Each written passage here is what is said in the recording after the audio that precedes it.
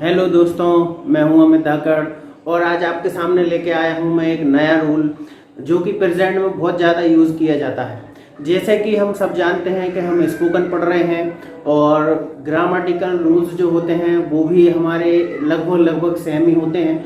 तो मैं आपको इसमें ग्रामर के कॉन्सेप्ट भी क्लियर करूँगा आगे। बट हम जानते हैं कि आज सबसे ज़्यादा क्या जरूर हो गया है, इंग्लिश में टॉकिंग आना। हमसे कोई इंग्लिश में जब बात करता है तो वो ये नहीं कहता तुम्हें ग्रामर आती है क्या, अगर ग्रामर आती हो तो मेरे से बात करें, नहीं तो ना करें। ऐसा कुछ नहीं है। तो आप याद रखें कि टॉकिंग बहुत ज़रूरी है, स्पीकिंग करना बहुत ज़रूरी है। और आज के मतलब जो दौर चल रहा है इसमें हमें इंग्लिश आना बहुत ज़रूरी है। एटलीस्ट दुनिया के साथ चलने के लिए, आज के कंपटीशन के ज़माने में आगे निकलने के लिए इंग्लिश बहुत ज़रूरी है। तो हम अगला रूल पढ़ने जा रहे हैं। हमने अभी तक 4 रूल पढ़ लिए हैं, आर, हैव, डू और इज। अब मैं अगला पढ़ा रहा हूँ आपको, वो भी प्रेजेंट में ही है अभी। तो प्रेजेंट में आर, हैव, डू और इज हमने पढ़ लिए हैं। आज हम पढ़ने जा रहे हैं हैज। हैज का यूज कब होता है? जब हम प्रेजेंट में ही बात करते हैं। और किसके बारे में बात करते हैं? जैसे मैंने इज में बताया था आपको इससे पहली वाली क्लास में, 4 नंबर की, ये हमारी अगली क्लास है तो इसमें मैं आपको हैज समझा रहा हूँ। इसमें हम बात करते हैं थर्ड पर्सन के बारे में। और थर्ड पर्सन ने जो काम कंप्लीट कर लिया है, जो काम हो गया है, कंप्लीट हो गया है, वहां पर हम इस चीज का यूज करते हैं। तो मैं आपको हिंदी लिख देता हूँ, आप देख लीजिएगा।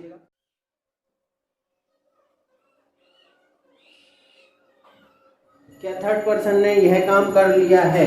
क्या थर्ड पर्सन ने यह काम कर लिया है, कंप्लीट हो गया? तो याद रखें गाइस कि कंप्लीट पे ध्यान देना है कि काम कंप्लीट हो गया है, पूरे तरीके से काम सामने मतलब थर्ड पर्सन ने कर लिया है। हम सामने वाले से पूछते हैं कि क्या उसने, थर्ड पर्सन ने। अब थर्ड पर्सन कोई भी हो सकता है, कोई लड़का हो सकता है, कोई लड़की हो सकती है, आपके फादर, मदर, कोई फ्रेंड, या फिर किसी का नाम लेके आप बात करें कोई थर्ड पर्सन के बारे में जब आप पूछ रहे हैं। तो जैसे मैं आपसे पूछ रहा हूँ, मेरे कॉलेज के प्रिंसिपल, आपके कॉलेज के प्रिंसिपल, मेरा बॉस, तो हम किसके बारे में बात करते हैं? तीसरे व्यक्ति के बारे में, थर्ड पर्सन के बारे में। आप उसको लगा सकते हैं। तो मैं रूल लिख रहा हूँ और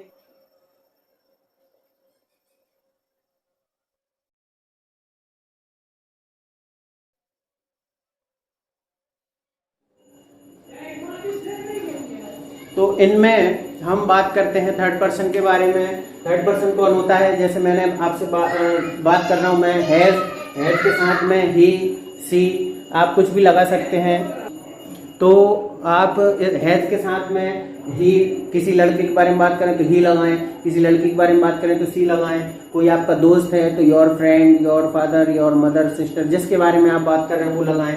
कोई नाम मालूम है आपको, किसी व्यक्ति का नाम लेके आप बात कर रहे हैं, जैसे मैंने कहा क्या राम चला गया है, तो हैज राम। और थर्ड पर्सन, वो थर्ड फॉर्म आती है तो गॉन हो जाएगा, हैज राम गॉन। किसी वस्तु के बारे में आप बात कर रहे हैं तो आप वस्तु लगा सकते हैं। जैसे मैंने कहा मोबाइल के बारे में, क्या मोबाइल टूट गया है, हैज मोबाइल बीन ब्रोकन, क्या मोबाइल टूट गया, ठीक है।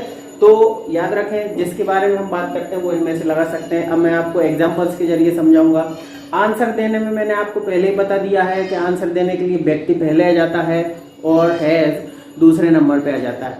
और एक्शन वही रहता है, अपना काम है वो, जिस व्यक्ति ने काम किया है वो व्यक्ति पहले, फिर उसके बाद हैज, फिर उसके बाद एक्शन, थर्ड फॉर्म। तो मैं एग्जांपल दे रहा हूं आपको, एग्जांपल अच्छे से देख लीजिए। हैज, तो हम बात कर रहे हैं इसमें हैज, किसी लड़के के बारे में तो हमने ही लगाया, अगर किसी लड़की के बारे में बात करेंगे तो हम सी लगा देंगे। तो जैसे मैंने कहा क्या उसने बैंक में पैसे जमा कर दिए हैं, तो कैसे बोलेंगे?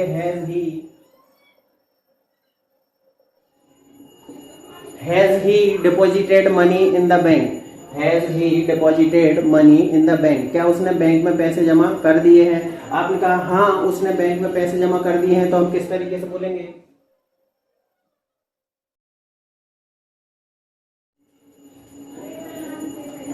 He has deposited money in the bank. ही पहले आ जाएगा, हैज बाद में पहुंच जाएगा, व्यक्ति पहले आ जाता है, हैज बाद में पहुंच जाता है। उसके बाद सेम वैसा का ही वैसा रहता है। तो किसी ने पूछा क्या उसने बैंक में पैसे जमा कर दिए? Has he deposited money in the bank? आपने कहा yes he has deposited money in the bank, हाँ उसने बैंक में पैसे जमा कर दिए हैं। अगर नहीं किए हैं तो हम किस तरीके से बोलेंगे?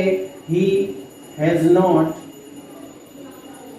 हैज और नॉट, अगर आप इन दोनों को मिला के बोलना चाहें तो बोल सकते हैं हैज नॉट को hasn't.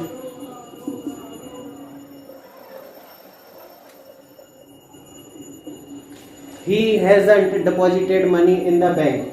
He hasn't, has not को आप शॉर्ट में हैजंट भी बोल सकते हैं, तो he hasn't deposited money in the bank, उसने बैंक में पैसे जमा नहीं किए। इसके बाद हम अगला एग्जांपल समझते हैं। अब जैसे पैसे जमा कर दिए हैं तो हम जाहिर है बैंक से निकालते भी हैं, तो निकालने के लिए क्या बोलते हैं, विड्रॉ। तो मैंने बोला क्या आपके दोस्त ने या फिर क्या आपके भाई ने, पापा ने, किसी व्यक्ति के बारे में हम बात कर रहे हैं।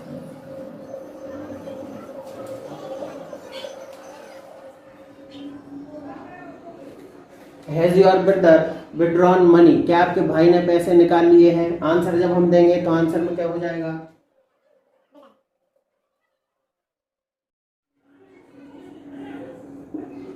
My brother has withdrawn money, हाँ मेरे भाई ने पैसे निकाल लिए हैं। नेगेटिव बोलेंगे तो नेगेटिव किस तरीके से हो जाएगा,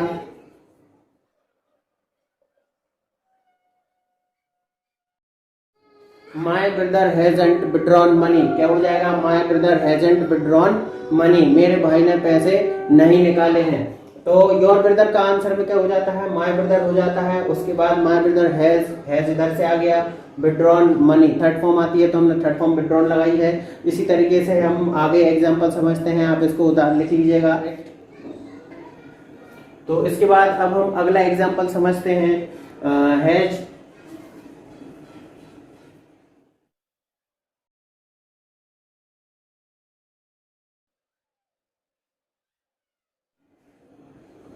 has C given the arms, क्या लिखा हुआ है, has C given the arms, मतलब क्या उसने भीख दे दी है।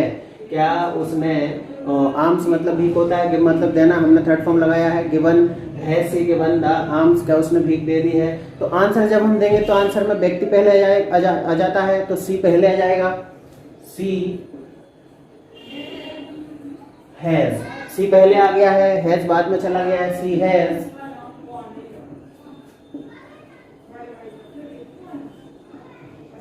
C has given the arms, क्या हो जाएगा, सी पहले आ जाएगा, हैज बाद में चला जाएगा, सी हैज गिवन द आर्म्स, हाँ उसने भीख दे दी है।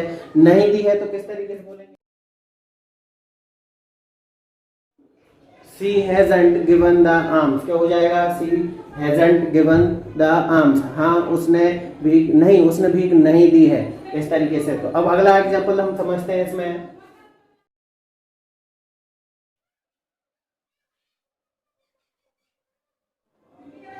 Has your brother taken a siesta? Has your brother taken a siesta?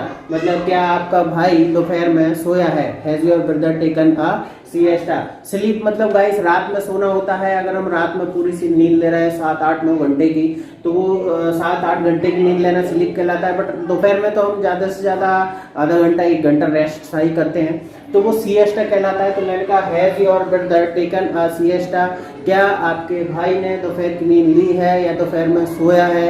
आपने कहा हाँ मेरा भाई दोपहर में सोया है, तो योर ब्रदर का क्या हो जाएगा, my brother. My brother has taken a siesta, हाँ मेरा भाई दोपहर में सोया है। योर ब्रदर से क्या हो जाएगा, my brother has taken a siesta, हाँ मेरा भाई दोपहर में सोया है। नहीं सोया है तो हम किस तरीके से बोलेंगे,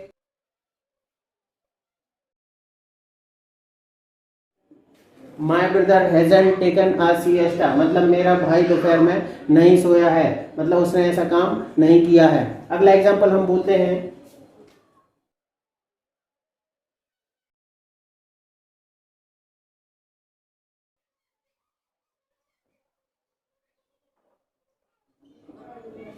has your friend crammed the answer, क्या आपके दोस्त ने उत्तर रट लिए हैं। एक्चुअली क्या होता है, जब हम पढ़ते हैं या फिर कोई चीज़ याद कर रहे होते हैं, समझ रहे होते हैं, तो समझने की बजाय हम उसको रट लेते हैं। तो मैंने कहा has your friend crammed the answer, क्या आपके दोस्त ने आंसर रट लिए हैं। आंसर जब हम देंगे तो आंसर में क्या हो जाएगा, योर फ्रेंड का माई फ्रेंड हो जाएगा।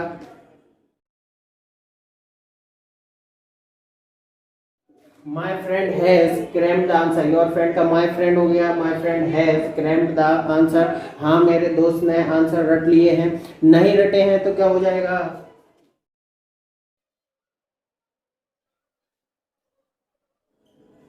My friend hasn't crammed the answer, मतलब मेरे दोस्त ने आंसर नहीं रटे हैं, मतलब उसने ऐसा काम नहीं किया है। याद रखें। तो हैज वाला रूल का भी यूज करते हैं हम प्रेजेंट में। प्रेजेंट में जो काम हमने कंप्लीट मतलब थर्ड पर्सन ने, तीसरे व्यक्ति ने काम जो कंप्लीट कर लिया है, वहां पर हम हैज वाले रूल का यूज करते हैं। और ये रूल प्रेजेंट में बहुत यूज किया जाता है, इसलिए आप अच्छे से इस चीज पर प्रैक्टिस करें। मैं आपको कुछ वर्ड्स दे रहा हूँ, वर्ब एक्शन दे रहा हूँ, आप भी बना कर देखिएगा। 2-3 वर्ड्स आप ले लीजिए, उसमें आप बना कर देखिएगा कि आपसे सेंटेंस बन रहे हैं या नहीं बन रहे हैं। तो मैं इसको मिटा देता हूँ, आप लिख लीजिएगा बाद में सब, और इस पर फिर आप सेंटेंस बनाकर देखिएगा ताकि आप अच्छे से चीजों को समझ पाए।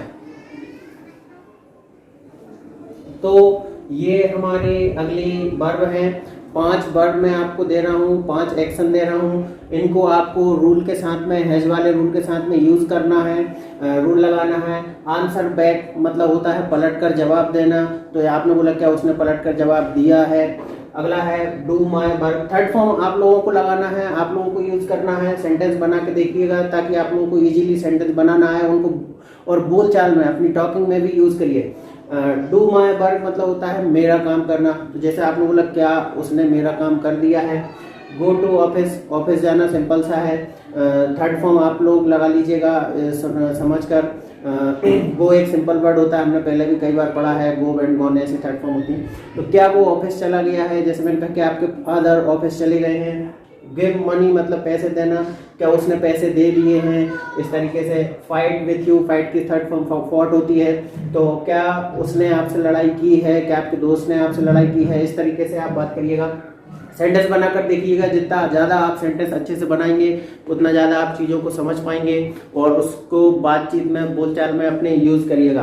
तो आज के लिए गाइस इतना ही। अगला हम अगली क्लास में अगला एक और रूल समझेंगे, वो भी बहुत ज़्यादा इंपॉर्टेंट रूल होता है सबसे, मतलब प्रेजेंट में उसमें थर्ड पर्सन के बारे में बहुत सारी बातें होती हैं और इसके बाद आपको उसको टॉकिंग में भी और इसको टॉकिंग में भी यूज़ करना है ताकि आप बात करना अच्छे से समझ पाएँ।